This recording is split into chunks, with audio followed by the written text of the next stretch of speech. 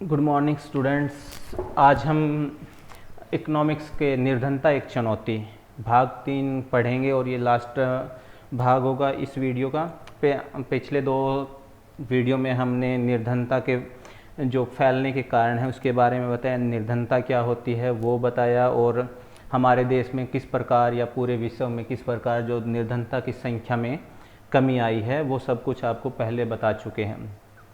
निर्धनता को कम करने के लिए सरकार प्रत्येक साल कुछ योजनाएं बनाती हैं, कुछ काम किया जाता है, ठीक है। उसके बारे में हम आज इस लेसन में पढ़ेंगे। अब हम बात कर रहे हैं जहाँ पर हमने पूरे विश्व की बात करी, इसके बाद हमने दक्षिण एशिया की बात की, जहाँ पर जो गरीबी की संख्या में कमी आई, आर्थिक प्रगति हुई या स्वास्थ्य सेवा में तरक्की हुई। उसके आधार पर भारत, पाकिस्तान, चीन, दक्षिण कोरिया वगैरह जो देश हैं उसमें सब में कैसे कमी आई और कैसे विश्व पर $2 से कम कमाने वाला प्रतिदिन $2 कमाने वाले प्रतिदिन की में गरीब नहीं माना जाता, वो सब कुछ बताया आपको। तो आज हम जो बात करेंगे उसके आगे की बात करेंगे, ठीक है। अब हम बात करते हैं अफ्रीका की महाद्वीप की जो गरीबी के जो अफ्रीका में जो गरीबी है वो विश्व में सबसे ज़्यादा गरीबी पाई जाती है। कहने के तौर पर आर्थिक संसाधन होते हुए वो पिछड़े लोग हैं, क्योंकि तकनीक के कारण या आर्थिक स्थिति के कारण वो उनका विकास नहीं हो पाता। दूसरी, उनकी जनसंख्या भी बहुत ज़्यादा हो गई है। स्वास्थ्य सेवाएं या ये कहें कि कुपोषण के शिकार ज़्यादा हैं, भूखमरी ज़्यादा है। इसके कारण भी अफ्रीका महाद्वीप में जो गरीबी है वो काफ़ी हद तक ज़्यादा पाई जाती है। तो आइए आज इसके बारे में आगे बात करते हैं।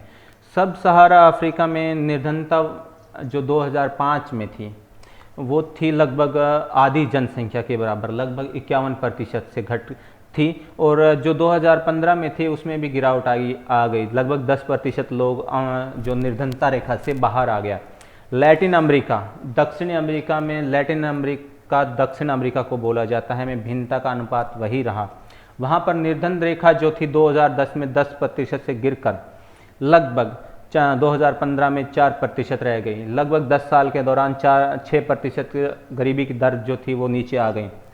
रूस जैसे पूर्व समाजवादी देशों में भी निर्धनता पुनः व्याप्त हो गई, खत्म हो गई। जहाँ पहले आधारिक रूप से कोई निर्धनता नहीं थी। तालिका 3.2 एक पिक्चर दे रखी है, वहाँ पर आपको दिखाया गया है कि निर्धनता की पहचान करने के लिए कितने डॉलर एक दिन में कमाने होते हैं, ठीक है। 2000 संयुक्त राष्ट्र के नए सतत विकास के लक्ष्य, सतत विकास का ये होता है कि लगातार विकास करते हुए भावी भविष्य को देखते हुए विकास करते रहना।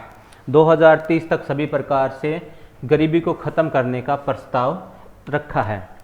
ये कहने का तो संयुक्त राष्ट्र ने एक प्रस्ताव रख दिया कि हम 2030 तक गरीबी को ख़त्म कर देंगे, लेकिन किन को लगता है कि 2030 तक गरीबी ख़त्म हो जाएगी? जिस प्रकार से देशों में तरक्की की होड़ बढ़ रही है और बेरोज़गारी की दर बढ़ रही है, या स्वास्थ्य के क्षेत्र में गिरावट आ रही है, नई नई बीमारियां आ रही है, तो क्या लगता है कि गरीबी की जो दर है वो गिर जाएगी या गरीबी का जो दौर है वो ख़त्म हो जाएगा? निर्धनता के कारण, भारत में व्यापक निर्धनता के अनेक कारण हैं, ठीक है। निर्धनता के कारणों के बारे में मैंने आपको पहले भी बताया था कि क्या क्या मुख्य तौर पर इनके कारण हो सकते हैं। एक ऐतिहासिक कारण ब्रिटिश औपनिवेशिक प्रशासन के दौरान आर्थिक विकास का निम्न स्तर का होना। आर्थिक जो तरक्की थी वो उसके कार्य नहीं हुए। औपनिवेशिक सरकार की जो नीतियाँ थी वो उन्होंने हाथ से जो कार्य होते थे, हस्तशिल्प कार्य, जैसे कोई व्यक्ति किसी काम में निपुण होता है उसको ख़त्म कर दिया गया था। जो भी उद्योग थे उनको भी प्रोत्साहन नहीं मिला, उनके कारण उनमें गिरावट आई। विकास की धीमी गति के कारण 1980 तक जारी रही। इसके परिणाम स्वरूप रोजगार के जो अवसर थे वो ख़त्म हो गए, या ये कहें कि बहुत हद तक घट गए, या और उसकी आय में भी दर वृद्धि नहीं हुई। इसके साथ साथ जो दूसरा मुख्य कारण था वो जनसंख्या में वृद्धि दर। हिंदुस्तान और चीन जैसे देशों की जो जनसंख्या है वो भी गरीबी बढ़ाने में मुख्य तौर पर कारण है। इनमें जो प्रति व्यक्ति जो आय थी वो उसमें कमी हुई और कमी कर दिया। आर्थिक प्रगति को बढ़ावा देने के लिए जनसंख्या नियंत्रण जरूरी है। दोनों मोर्चों पर जो जो देश था हमारा, वो देश असफल रहा। इसके कारण निर्धनता का चक्कर जो है वो बना रहा। उसके बाद सिंचाई और हरित क्रांति के प्रचार या हरित क्रांति के जैसे आने से जो कृषि के क्षेत्र में जो रोजगार उत्पन्न हुए, इनका प्रभाव के कुछ भागों तक ही सीमित रहा। जिस राज्य में कृषि नहीं होती या जो क्षेत्र बंजर है वहाँ पर ये प्रभाव रोजगार पैदा नहीं हुए। ठीक है, लेकिन ये रोजगार का तलाश करने वाले सभी लोगों के लिए प्राप्त नहीं हो सके। शहरों में जो नौकरी है वहाँ पर भी लोग नौकरी पाने में असफल रहे। लोग रिक्शा चालक, विक्रेता, गृह नौकर आदि के रूप में कार्य करने लगे। आय जो थी वो कम हो गई और अनियमित, कभी मिलता कभी काम नहीं मिलता। लोग महंगे मकानों में नहीं रह सकते थे, वे शहर से बाहर जो छोटी झोंपड़ियाँ बनाने रहने लगे। निर्धनता की समस्या जो मुख्य रूप से ग्रामीण परिघटना थी, नगरीय क्षेत्र की एक विशेषता बन गई। जो निर्धनता गांव के दौरान स्पष्ट सामने दिखाई देती थी, ठीक वैसी ही निर्धनता का एक परिदृश्य शहरों में भी दिखने लग गया। उच्च निर्धनता दर की एक और विशेषता आय असमानता रही है। आय असमानता मतलब जहाँ पर देश में जो आय का वितरण होता है वो असमान रूप से होता है। ठीक है, किसी व्यक्ति को एक दिन का 100 रुपये मिलता है तो किसी को एक दिन का 100 रुपये, 10 रुपये भी नहीं मिलता। ये भी आपकी निर्धनता का जो दर है वो उसको बढ़ाने का मुख्य कारण रही है। इसका मुख्य कारण एक और है, भूमि और अन्य संसाधनों का असमान वितरण। भूमि, इसका मतलब ये हो गया कि जो जनसंख्या थी उसमें संसाधनों और भूमि जहाँ पर कार्य किया जा सकता था उनका वितरण भी असमान रहा। किसी क्षेत्र पर एक व्यक्ति ने ज़्यादा कब्जा कर लिया तो दूसरे पर किसी को कुछ मिला ही नहीं। ये भी गरीबी के कारण हो सकते हैं। ग्रामीण क्षेत्रों में परिसंपत्तियों के पुनः वितरण पर लक्षित भूमि सुधार जैसी प्रमुख नीतियों को ज़्यादातर राज्य सरकार ने प्रभावी ढंग से लागू ही नहीं किया। क्योंकि भारत में भूमि संसाधनों की कमी निर्धनता का एक कारण है। इस नीति को उचित रूप से लागू करने के लिए करोड़ों निर्धन का जीवन सुधर सकता था। अनेक अन्य सामाजिक, सांस्कृतिक और आर्थिक कारक भी है जो निर्धनता के लिए उत्तरदायी हैं। भारत में लोग सामाजिक दायित्वों जैसे विवाह हो गया, धार्मिक अनुष्ठान हो गया, उस पर बहुत ज़्यादा पैसा करते हैं। ये भी आपकी गरीबी को बढ़ाने के कारण है। छोटे किसान बीजों का अधिक प्रयोग करते हैं, खेती में ज़्यादा खर्चा करते हैं जिससे ज़्यादा धन की ज़रूरत होती है। ये भी एक आपका उससे बचत कम होती है। इसके कारण भी गरीबी फैलने के कुछ कारण हो सकते हैं। उसके बाद हम निर्धनता निरोधी उपाय पढ़ेंगे। ठीक है, भारत में निर्धनता उन्मूलन के विकास का एक प्रमुख उद्देश्य रहा है। भारत की वर्तमान जो रणनीति है गरीबी को कम करने के लिए वो 2 कारक है, आर्थिक समृद्धि को प्रोत्साहन और लक्षित निर्धन निरोधी कार्यक्रमों पर निर्भर।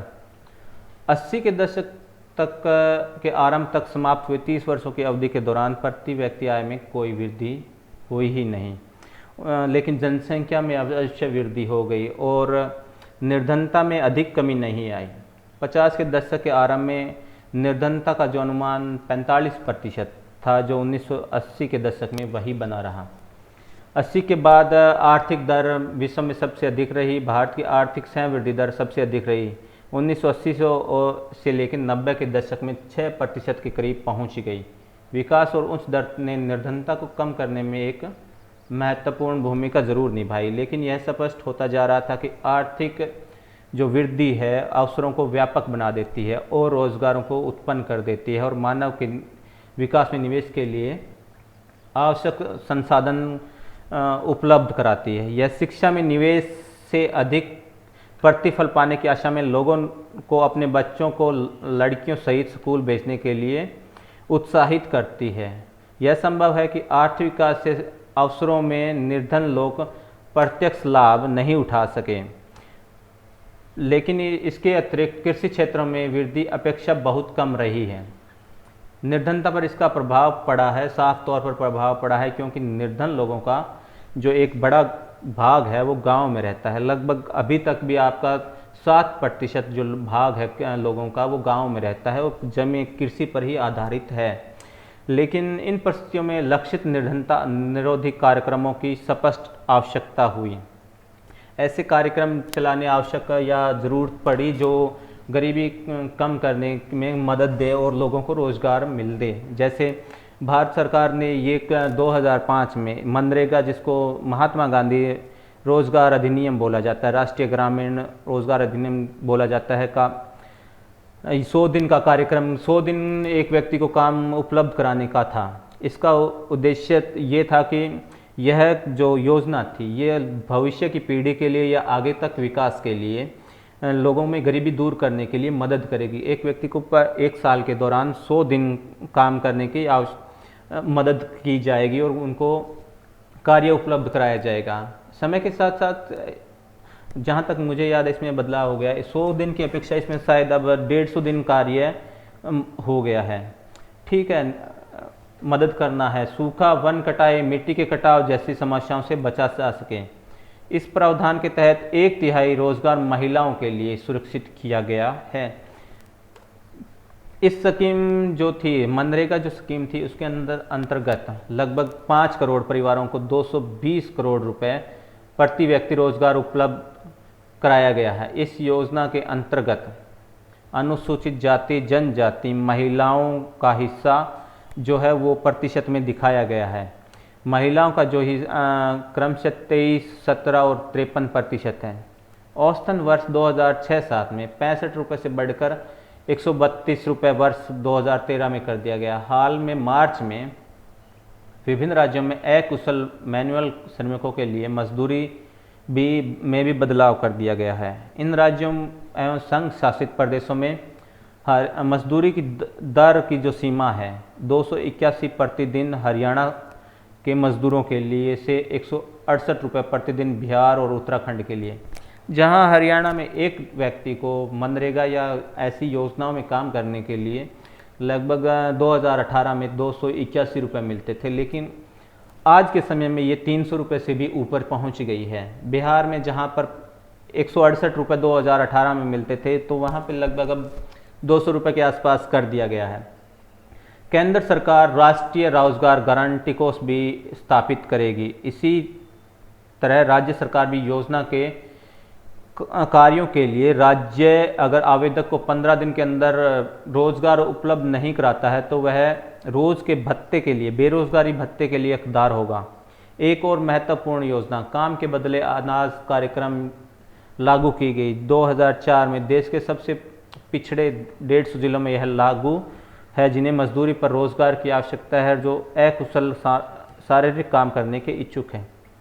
इसका काम का 100% केंद्रीय वित्त पोषित कार्यक्रम में रूप में किया गया और राज्यों को खाद्यान्न निःशुल्क उपलब्ध कराए जा रहे हैं। एक बार NREGA लागू हो जाए तो काम के बदले अनाज का राष्ट्रीय कार्यक्रम भी कार्यक्रम के अंतर्गत आ जाएगा। प्रधानमंत्री योजना एक योजना है जिसे 1993 में आरंभ किया गया। इस कार्यक्रम का उद्देश्य ग्रामीण और छोटे शहरों में जो पढ़े लिखे लोग हैं उनके लिए स्वयं के रोजगार पैदा करना था। उन्होंने लघु व्यवसाय और उद्योग स्थापित करने में सहायता दी जाती है। ग्रामीण रोजगार कार्यक्रम का आरंभ 1995 में किया गया। इस कार्यक्रम का उद्देश्य ग्रामीण और छोटे शहरों में रोजगार के अवसर उत्पन्न करना। 10वीं पंचवर्षीय योजना में इस कार्यक्रम के अंतर्गत 25 लाख नए रोजगार और पैदा करने का लक्ष्य रखा गया है। स्वर्ण जयंती ग्राम स्वरोजगार का योजना का आरंभ 1999 में आरंभ किया गया। इस कार्यक्रम का उद्देश्य सहायता प्राप्त निर्धन परिवारों को स्वयं सहायता समूह में संगठित करके बैंक से ऋण दिलवाना और निर्धनता से ऊपर लाना था। प्रधानमंत्री ग्रामोदय योजना 2000 में आरंभ की गई। प्राथमिक स्वास्थ्य, प्राथमिक शिक्षा, ग्रामीण आश्रय, ग्रामीण पेयजल और ग्रामीण विद्युतीकरण जैसी सुविधाओं के राज्य के अतिरिक्त योजनाओं में सहायता प्रदान की गई। एक और अन्य महत्वपूर्ण योजना अन्य योजना है जिसके बारे में आप नेक्स्ट लेसन में पढ़ेंगे। इसके मिले जुले परिणाम शामिल हुए। कहाँ कम प्रभावी होने का कारण उचित लागू नहीं किया जाना और सही निश्चित योजनाओं की कमी है। इसके अतिरिक्त कुछ योजनाएं व्यापी है और अच्छी नीयत के बावजूद इन लोग लाभ नहीं उठा सके भावी चुनौतियाँ। भारत में निर्धनता को कम करने में गिरावट आई है, लेकिन इसके बाद भी निर्धनता भारत की एक बड़ी चुनौती है। ग्रामीण और शहरी क्षेत्रों के विभिन्न राज्यों में निर्धनता व्यापक असमानता है। कुछ सामाजिक और आर्थिक समूह निर्धनता के प्रति अधिक असुरक्षित है। आशा की जा रही है कि निर्धनता उन्मूलन में अगले 10 सालों से 15 वर्षों में अधिक प्रगति होगी। और सर्वजन ने निःशुल्क प्राथमिक शिक्षा पर जोर, जनसंख्या विकास में गिरावट, महिला और समाज के आर्थिक रूप में कमजोर वर्गों के बढ़ते के कारण सशक्तिकरण संभव हो सकेगा। निर्धन लोगों की जो परिभाषा उनके केवल एक सीमित भाग पर लागू होती है, वह न्यूनतम निर्वाह के उचित स्तर की अपेक्षा जीवन निर्वाह के न्यूनतम स्तर के विषय में अनेक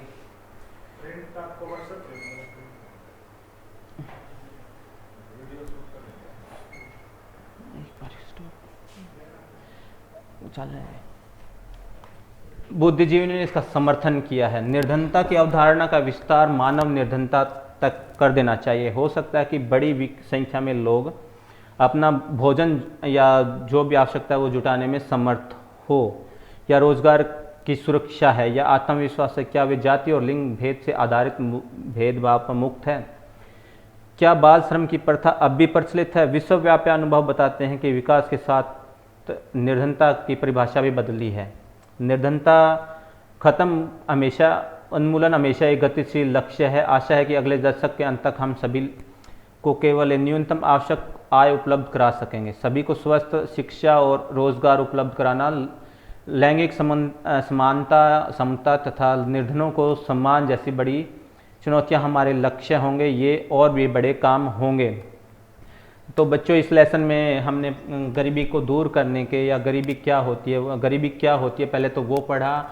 उसके बाद पूरे राज्यों के आधार पर और विश्व के आधार पर हमने निर्धनता का वर्णन पढ़ा या वर्णन को पढ़ा। उसके बाद हम इसको एक बदलते दौर के साथ साथ कैसे निर्धनता को कम किया और उसमें कैसे कैसे जो कार्यक्रम, जो सरकार ने जो कार्यक्रम लागू किए, चाहे मनरेगा हो, राष्ट्रीय ग्रामीण योजना, रोजगार योजना हो, या जो कुछ भी हो, वो लागू किया। लेकिन इसके अलावा क्या गरीबी को कम करने का जो हमारी जो कमी हुई है, उसके अलावा और कुछ निम्न चुनौतियां हैं जिनको हम अगले 10 से 15 सालों तक ख़त्म करने की कोशिश करेंगे, और इसमें और भी हम बदलाव की आशा करेंगे। तो धन्यवाद। अगले भाग में हम इसके क्वेश्चन आंसर करेंगे।